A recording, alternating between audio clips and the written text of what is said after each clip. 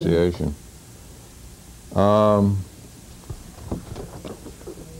You all know what Hanukkah celebrates, right?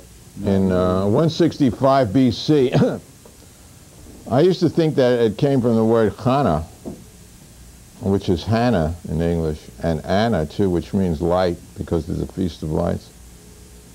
But like with many other words, there's confusion about it. Supposedly it means dedication. It refers to the rededication of the temple in Jerusalem in the year 165 BC by Judah and Maccabee. You've heard of them, the Maccabees soccer team. And it had been profaned by the Greeks. The beer, Maccabee beer.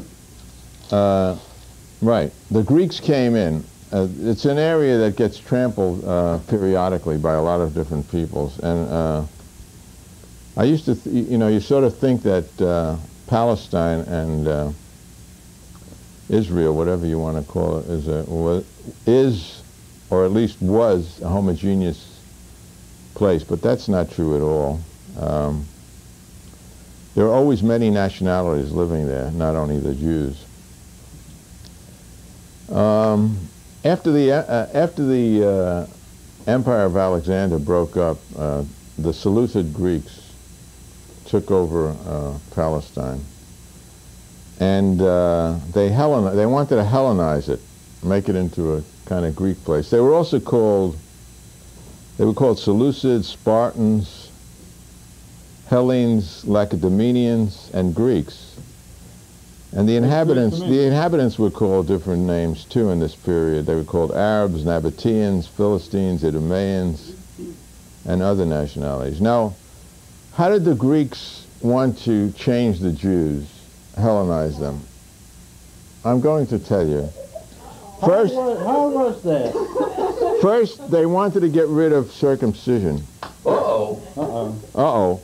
Which, the Jews, well, you could actually, in a way, but that's it for another program. Because the original circumcision was only, it's funny you should ask, was only a clip off the end, just the little part that hangs. A little off the top, you mean? Yeah, the foreskin that hangs over. And actually, during this very period, Jewish boys became enamored of the Greek culture, which was a world culture, or I think a superior culture in terms of what we think today. So the Jews started to imitate the Greeks. They took Greek names like American Jews take American names. Irving is not a Jewish name. It's a Greek name? No, it was English, but by now, no self-respecting goy will name his kid Irving. But anyway, so one of the things the Greeks set up were these health clubs. They called them gymnasiums, and Olympics. They had Olympics, and the Jews wanted to take part in that. And when they did take part in it, and the rest of the population looked at them, their peenies looked funny, so they laughed at them, ha ha ha ha. And you so mean their weenies, don't you? the kosher weenie. That must have been very humiliating. It was humiliating. So they went to Alexandria, which was a great Jewish city, had 1 million people at this period, and some doctor devised a little treatment called fulguration, and it really fogged them up. You poured an acid on the part of your foreskin that was still there, and then it blossomed out and it looked supposedly normal. So the rabbis got sore at that, and it's only from that period that they made the complete cut. The complete cut. It's a very funny story. All right, so now what is this? Now wait a while. How much time do we have? So what is the spiritual aspect? This was, we're always told in Jewish religion. What is the spiritual aspect of circumcision? Well, it's a sacrifice. You give this up for God, and you give up your animality. It keeps your cock in place. You aren't a wild sexual being. So I have two. Didn't they figure out after a few years that didn't really work? Well, they still haven't figured it out. Still a lot of all right, but I think that if cutting off the end is really spiritual, think of how good it would be if you. Can we get a close up? You see what the guy's offering? The whole thing. Is that enough? That would be even more spiritual, don't you think? I think the whole bottom part with the legs Yeah. would be good too. Yeah, well, they do that in certain Yeah, places. well, if you got the balls enough to do it. And that, and as for you feminist Orthodox women, I think you should demand an equal cut of the pie and really come all out for clitoral circumcision, which is done, or maybe extirpation if that isn't it. Yeah, I know, but they're not Jewish. But maybe they are. Maybe they are. Then there's always infibulation, sewing up the vagina, or if you don't go for this whole thing of just cutting off the tip, you could do sub-incision. You know, they do that. You cut the whole bottom, the urethra, so you can urinate like a woman. It's really Cunis envy. Happy Hanukkah. Happy Hanukkah. Okay, so that the other thing they did that defiled the temple was to sacrifice pigs in the altar instead of sacrificing other animals. Those boars. So how come they couldn't think of being vegetarians? Then the health clubs we mentioned, they used to rip up Torahs. Oh yeah. Now here's my comment on the pigs here. See the vegetarian comment. I'll have an order of ham and eggs. What do you have, Herb? I don't know yet, but it ain't gonna be pig's ass and avian ova. Oh, and you weren't allowed to have any idols except Jewish generals. No. Basically, they wanted to substitute Zeus, their local god, for Jehovah, the Jews' local god. And this is just another. Not that the Greeks were so wonderful. See, here's an example of what the Greeks brought. Great moments in the history of sport. The Spartans invent football. You can see what they're playing with. I thought the That's Texans it. invented football. No, that's a lie.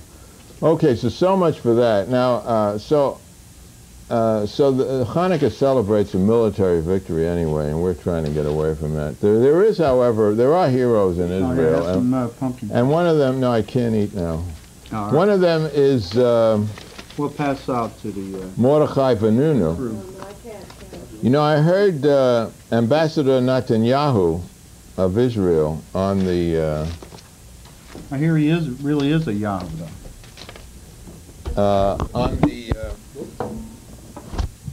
on the TV. He was on with Larry King, and Larry King, being not a totally incompetent journalist, asked him if Israel, you know, we're discussing the Mideast, if Israel has, you know, he was complaining about he was complaining about Iraq's chemical weapons. Not that Iraq is so lovely, you know, but. And he was asked by Larry King whether didn't Israel have about 150 atomic weapons, and he said no. And he said two things. First, he said Israel will not be the first to use atomic weapons in the Middle East. And then he was asked specifically, but does Israel have atomic weapons? And he said no. And I figured it out like back. I remember during the Vietnam War, Cabot Lodge, who was ambassador to Vietnam, was asked, was he going to resign the ambassadorship? He said no. Next week, his resignation was announced, and the reporter said, but you told us you weren't going to resign. And he said, his answer was, well, when you asked me that, I had already resigned. So this is how I figure, Ambassador Netanyahu figured it out. The Israelis have 150 bombs set to go, but they haven't set the warhead. So technically, which would take maybe 5 or 10 minutes, so technically these are not weapons.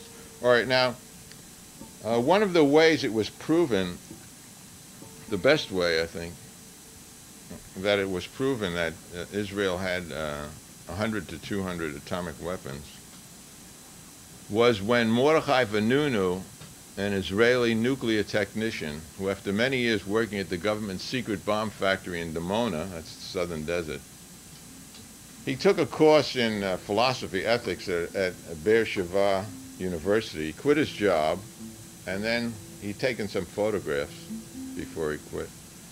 In an interview to the London Observer, he exposed to the whole world the fact that Israel now had over 100 weapons ready to go.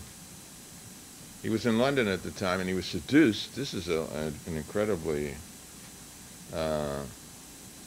dramatic and sentimental story. He was seduced from London to Rome by a blonde Jewish American, a Mossad agent, who just happened to bump into him. He was drugged there in Rome, in her sister's apartment. He was dragged aboard an Israeli freighter, kidnapped back to the Promised Land. And in a completely secret trial, he was sentenced to 18 years, an 8x4, 24-hour-a-day lighted isolation cell in Ashkelon prison, where he now remains. So this is a song about, you can keep your Maccabees, you know, liberation. Oh, by the way, when the Jews finally got their independence in this struggle, over the next 100 years, they proceeded to forcibly Judaize many tribes in the south of Israel, and the west of Israel, and the east of Israel. Well, I get, you know, turnabout is fair play. That is, they made them into Jews, made them adopt the Jewish religion.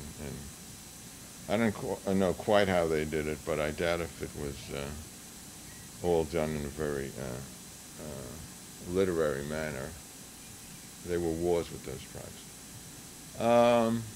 The Vanunu Defense Committee is at number 4 Plimpton Avenue, P-L-Y-M-P-T-O-N Avenue, London, NW6, in England. I'll give that again at the end of the song. We're going to do 3 songs here. We're going to celebrate Christmas and Hanukkah.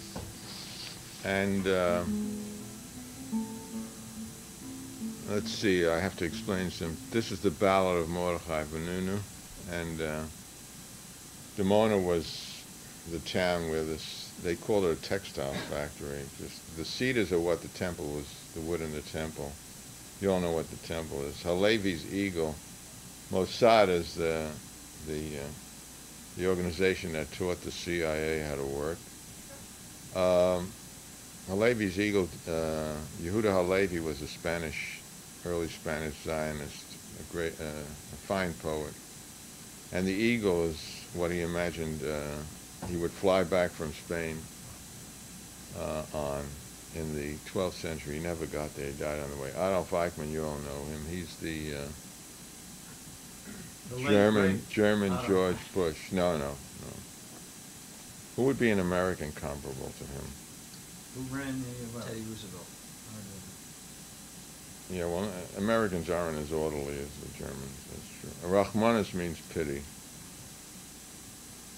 Okay.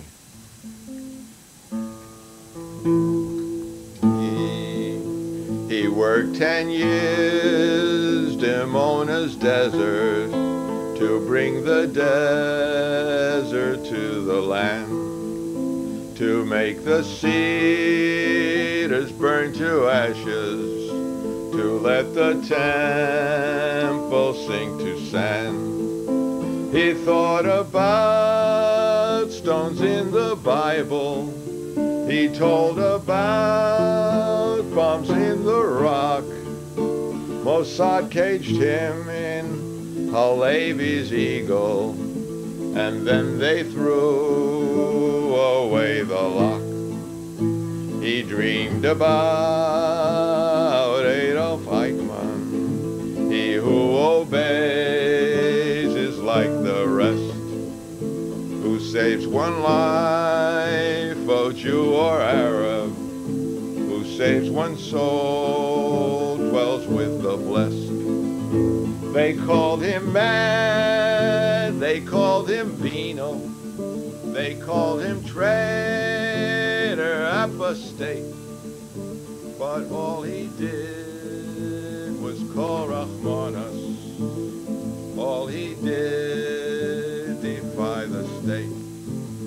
We need more Jews like Mord Vanunu. We need more Arabs search their heart. Oh people, will you be mere down slaves? All workers, will you be upstarts? We need more brothers like Vanunu. We need more sisters search their heart. All workers, will you be mere down slaves? All people, will you be upstarts?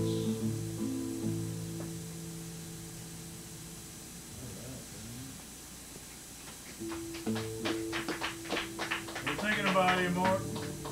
Okay, the address once more. The Vanunu Defense Committee is at number 4 Plimpton Avenue, P-O-I-M-P-T-O-N, number 4, London, England, NW 6. Write them for more information.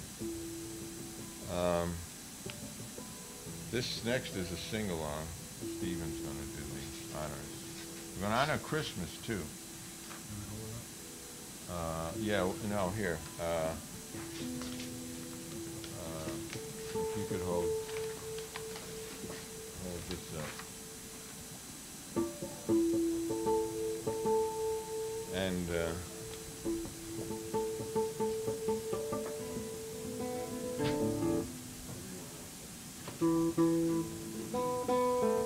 you at home.